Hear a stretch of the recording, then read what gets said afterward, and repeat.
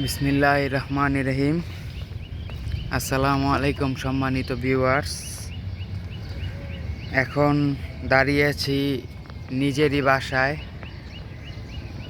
আর উচ্চতা দেখে তো বোঝাই যাইতেছে প্রায় অনেক উপরে।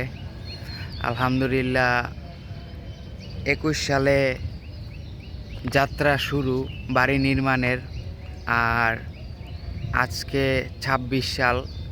তো 21 সাল যাত্রাটা খুব সহজ ছিল না। দেশের ইনকামের টাকা দিয়ে অল্প অল্প করে পুঁজি জমিয়ে জমিয়ে ছোট ছোট করে কাজ করতে করতে করতে করতে এক ধারাবাহিকতায় দেখা যায় আল্লাহর রহমতে 3 তলার উপরে আজকে আনছে আল্লাহ। জানি না কত দূর নিয়ে যায়। তো বাবার স্বপ্ন ছিল একটা বাড়ি তৈরি করা, বাড়ি নির্মাণ করা। তো তার স্বপ্নতেই তাল মিলিয়ে অজস্র পরিশ্রম, সকলের যতটুক পরিমাণে সেভিংস ছিল, তারপরে হচ্ছে কঠোর পরিশ্রমের ইনকামের টাকা, জমানো টাকা, সব কিছু মিলিয়ে একটা বাড়ির পিছনে ব্যয় করতে হয়, যেহেতু দেশের ইনকামের টাকা। তো এখন আছি 3 তলার উপরে। আজকে 26 সালের মে মাস 24 তারিখ। তো আগামীকাল 25 তারিখ, আর 2-1 দিন পরে কুরবানি ঈদ। তো কুরবানি ঈদের আগেই এই আজকে বা কালকে ঢালাইয়ের কাজ শুরু হয়ে যাবে। তো এই যে ছাদের নির্মাণ কাজ, আমি আছি 3 তলার উপরে।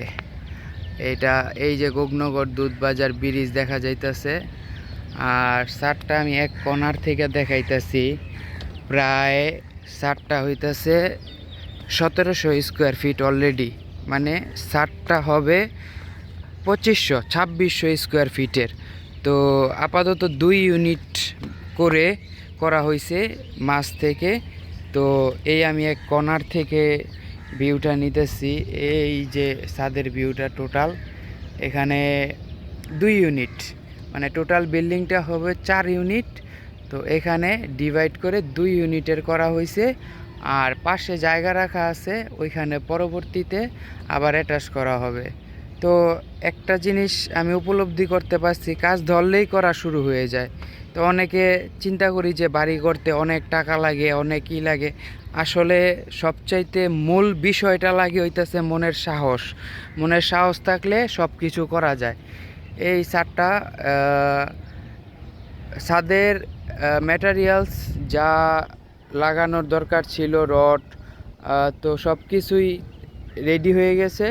এই যে এখানে শুধু বৈদ্যুতিক লাইনের কিছু কাজ বাকি আছে, আজকে কমপ্লিট হয়ে যাবে। আর প্লাস যাবতীয় ঢালাইয়ের মাল ম্যাটেরিয়াল সব কিছু তৈরি করা। ওয়েদারটা খারাপ, আজকে মেবি ঢালাইটা দিতে আসতে পারবে না, তাও শিওর না, ঘন্টাখানিক পরে জানা যাবে। আর এই যে এই পাশের জায়গাটা দেখাই দিতেছি, এটা হচ্ছে সিঁড়ি কোটার সাইড, মানে বিল্ডিংয়ের মাঝ বরাবর সিঁড়ি হয়েছে। বিল্ডিংটা হবে 4 ইউনিটের। আর এখানে পাশে জায়গা আছে, তো আমি একটু কাছ থেকে দেখাই দিতেছি। এই যে এখানে, তো ওই বিল্ডিংটা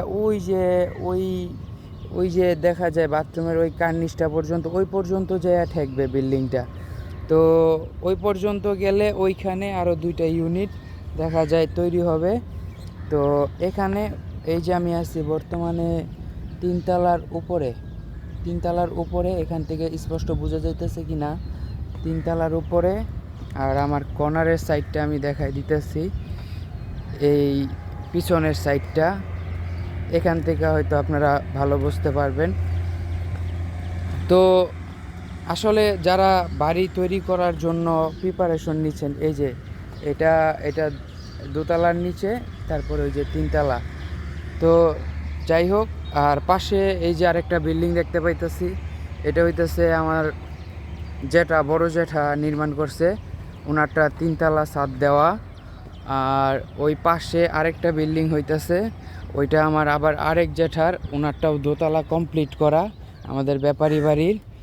আর এই নিচে আরেকটা বিল্ডিং দেখাইলাম ওই যে কর্নারে যাইয়া, ওই কর্নারেরটা হইতেছে আমাদের মুতালিব মেম্বার আমার আরেক জ্যাঠা উনি নির্মাণ করতেছে, ওইটাও প্রায় 4 ইউনিটের মধ্যে 6 শতাংশের মধ্যে এটার কাজ চলমান আছে।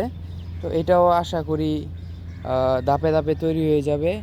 তো বাড়ির সৌন্দর্যই হইতেছে দালান কোঠা, তারপরে পরিবেশ।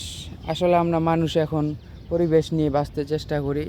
আর এই যে 3 তলার ওপর থেকে ভিউ, এই যে এখানে আরেকটা বিল্ডিং আমাদের প্রতিবেশীদের, তারপরে এখানে একটা 4 তলা আছে, এখানে একটা 5 তলা আছে, এই তো।